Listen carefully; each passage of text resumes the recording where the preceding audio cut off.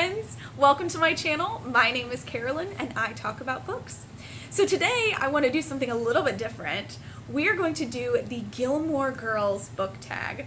I tried to go back and find the originator of this tag, but it looks like that video has since been privated. So please, if you do know the originator of the tag, could you please put it down in the comments so we can give proper credit. So basically what this tag is, I know it was done a long time ago, but it's my channel and I'm just now starting it, so I'm going to do it right now. But it's a tag where they have taken different characters from the show Gilmore Girls and assigned a prompt for it, and then you are going to provide a book that fits that prompt. Before we get started, I do want to point out, one of the books that I actually really enjoyed was written by Lauren Graham, who plays Lorelai Gilmore on the show, but it's called Talking as Fast as I Can from Gilmore Girls to Gilmore Girls. And she writes about starring in Gilmore Girls the first time, all the way up into the revival, A Year in the Life.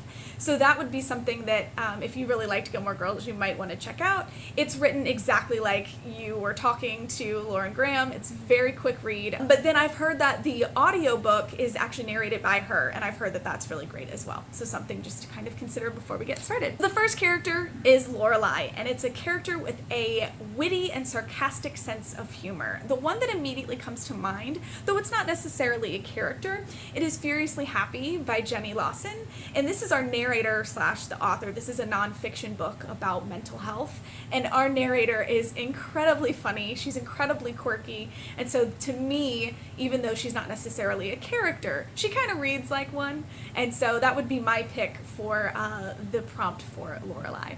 The next one is Rory, your favorite classic.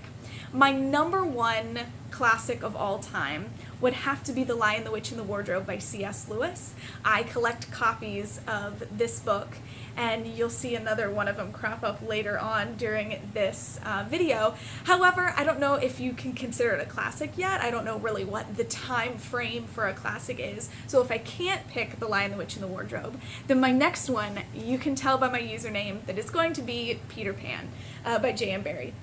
So this is obviously one of my favorite classics. I believe it was written in 1904, so I think this one could definitely count as a classic. The next one is for Luke, and that is a book that you secretly love, but you're afraid to admit it. This is not necessarily a book that I love, but it is one that I feel a little embarrassed about. And that is The Husband's Secret by Liane Moriarty. Everybody loves Big Little Lies by her, and I just thought it was fine. I didn't particularly love it, but so many people that I know gave it 5 stars. And I actually preferred The Husband's Secret. And to me, this title is just so cheesy. So every time I say that I preferred this one, everybody kind of gives me a weird look. So even though I didn't love it, it's not my favorite book of all time, it is one that I'm kind of embarrassed to admit that I liked this better than Big Little Lies, which is a little more socially acceptable to love. The next one is Lane, a musical book or a musical character. And that one's no surprise. That's going to have to be Daisy Jones and the Six by Taylor Jenkins Reid. This is a book that's told in oral history or interview format, which I find really interesting. So it's not like in a novel format. It almost reads as if it were nonfiction, but it is fiction. And I've heard the audiobook is incredible because they do a full cast of characters.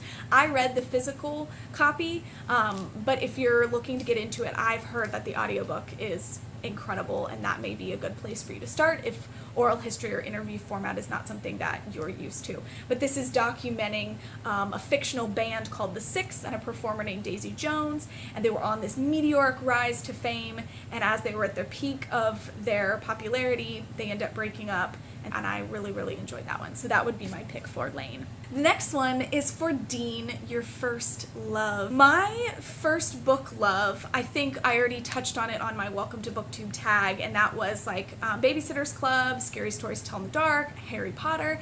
But I did find one, all of those come from my 4th grade year. This one predates that and comes from my second grade year, and that is The Ghost of Fossil Glen by Cynthia DePhillis. And I really enjoyed this one. Our teacher read this one aloud to us, and I just remember thinking we were so cool because he was reading us a ghost story.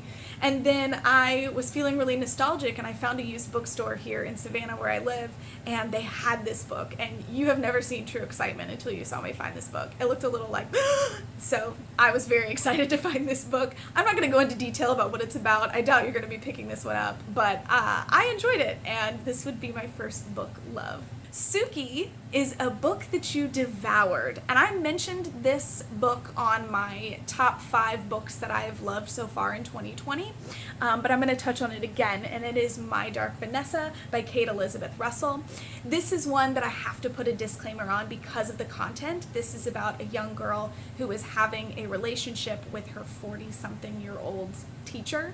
It's very graphic, very icky. There are times it like made my stomach hurt, but oh my word, is this like hauntingly captivating. It's told in dual time periods, one in the early 2000s when the relationship is happening, and then one in 2017 during the Me Too movement, where she's kind of looking back on this relationship and kind of analyzing and reevaluating what this relationship actually was. So again, content-wise, this needs a big disclaimer. It's not for everyone, but oh my word, you could not have begged me to put this down. It was so captivating, so it is definitely a book that I devoured. The next one is Jess, a book you love but gets a lot of hate.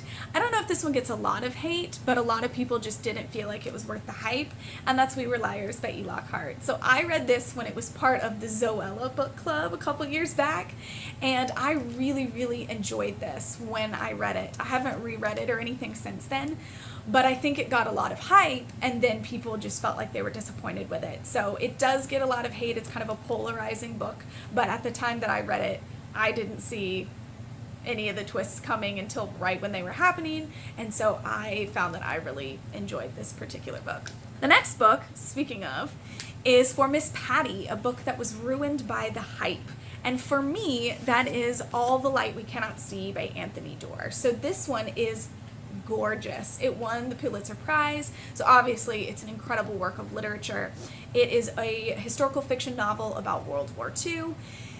And again, and I've touched on this in a previous video, but I feel like World War II is such an oversaturated time period in historical fiction that it has to do something incredibly special for me to really feel pulled to it. And I felt like the writing in this was beautiful. It was very easy to read, but it took me so long to get through it. I just kept putting it down and wasn't interested in picking it back up. And when I got to the end, I was a little bit disappointed by it, and it made me feel really sad because it was a beautifully written book, and a lot of people I know really, really enjoyed it, and so I felt bad saying that I didn't love it. So I think the hype maybe got to me a little bit in this one. The next one is Emily Gilmore, and she is actually my favorite character of the whole series. She cracks me up. Sometimes she reminds me a lot of my mom, and I think my mom will admit that. I think my mom's a mix of Suki and Emily Gilmore. And so this one is an expensive book. This is like my most prized possession. My husband got me this for Christmas a few years back, and I cried like a baby when he brought this to me. Oh, is this not the most beautiful copy of the Chronicles of Narnia you have ever seen in your life? I love it so much. I think it's gorgeous. I think he got it off of eBay. I think this was one of those Barnes & Noble books that came out in 2010, but I am very picky about my copies of the Narnia series. I think the covers a lot of the time are really ugly, but anything with the original illustrations by Pauline Baynes, chef's kiss. I'm here for it. So this is my pick for Emily Gilmore, an expensive book. And finally, the last prompt we have is Paris, an uptight character that you have in a book. And for me, that has to go to none other than Britt Marie Was Here by Frederick Bachman. Is it a video on my channel if I don't mention Frederick Bachman? Britt Marie is one of the most uptight characters I feel like I've ever read about, but because Frederick Bachman is amazing, he makes you kind of hate them at first, and then they become the most human character in the world, and you love them and totally relate to them. So she is my pick for the most uptight character. So there you go. That is my Gilmore Girls book tag. Thank you guys so much for watching. Hopefully you'll like the video and subscribe, and I will see you in the next video. Bye, friends.